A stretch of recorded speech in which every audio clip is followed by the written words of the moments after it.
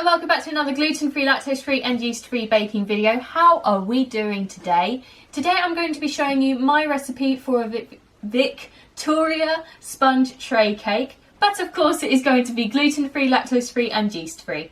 You will be needing the following equipment: some scales, a 34cm baking tray or oven tray, some baking paper, a pencil, some scissors and some spray oil, a large mixing bowl, a wooden spoon or electric hand whisk, a spatula, a cake tester, a skewer, a toothpick or a teaspoon handle, and a cooling rack.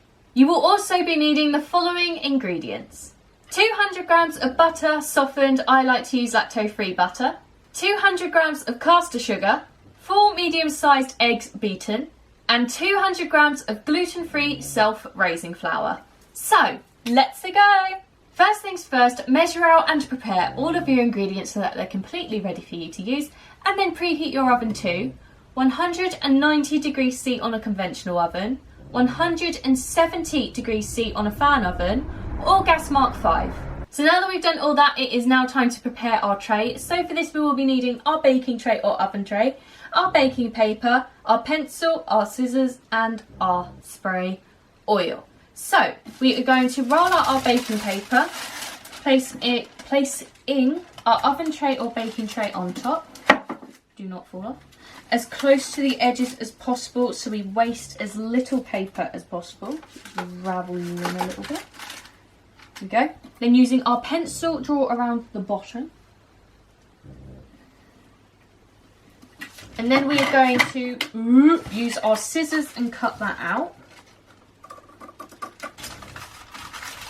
Now using our spray oil, we are going to give our oven tray or baking tray a good spritz. There we go. And now we are going to place our baking paper down with the side we drew on facing down, so we don't get any of that nasty graphite into our cake. That way. Behave, come on. And personally, I like to give the baking paper another quick spritz of oil because I think it makes it slightly easier to get it off the cake after baking. So now that this is all done, we're going to place this off to the side until we're ready to bake. So now that we've done all that nasty prep work, it is now time to begin actually making our cake. So for this we will be needing our wooden spoon or electric hand whisk, our large mixing bowl, our spatula and all of our ingredients. So the first thing I'm going to do is add all of my butter to my mixing bowl. Get in there. Followed by our caster sugar. And now we're going to whisk these together until they are light and fluffy. So now that that is all done, we are going to add all of our eggs.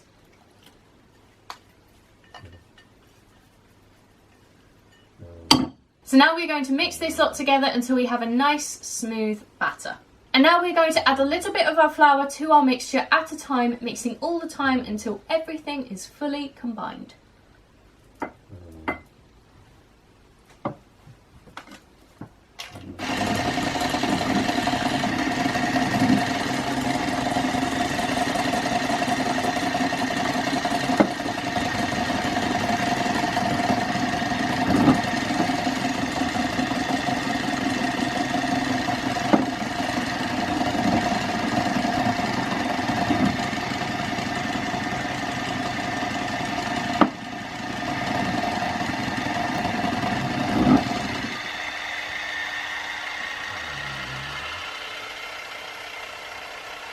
So now that that is all done, I'm just going to scrape around the sides of my flour bowl.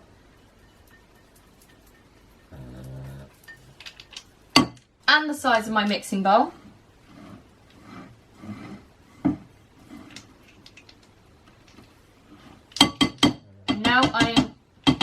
And now I'm going to mix one final time for good luck.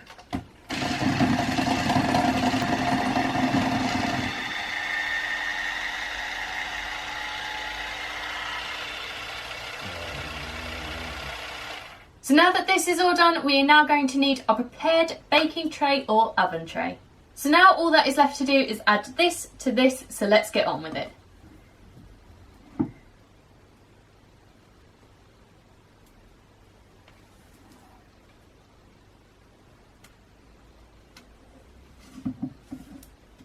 There we go. And now we're just going to spread this out until it reaches all the corners. You can jiggle this about with your hands to get it in the corners, but my chest is quite poorly, so I'm just going to rely on Mr. Spatula here to do that for me. There we go, pretty much perfect. Just get this last bit on here. Spread that out a wee bit. There we go. So now that this is all done, we are now going to place this into our preheated oven for 15 to 20 minutes, or until we insert a cake tester, a skewer, a toothpick or a teaspoon handle and it comes out completely clean. After that, we are then going to grab our cooling rack, take our cake out of the oven, placing it onto the cooling rack, still in its tray, to cool for 10 minutes. And then after those 10 minutes, we're going to take our cake out of its tray, placing it back onto the cooling rack to cool completely. And that is it. I hope you have enjoyed this video. Don't forget to check out all the links in the description, as I love them all and wouldn't put them there if I didn't, including the recipe for this lovely cake and the links to all of the flour and equipment you will need for this recipe. If you do make this at home, don't forget to tag me on Instagram and use the hashtag bakingwithvickiie so that I can see all of your lovely creations. Let me know in the comments of anything else you'd like to see me make, gluten, lactose or yeast free, as I do them all. And finally, don't forget to like, leave a nice comment and subscribe if you want to see more, and I will see you next time. Bye!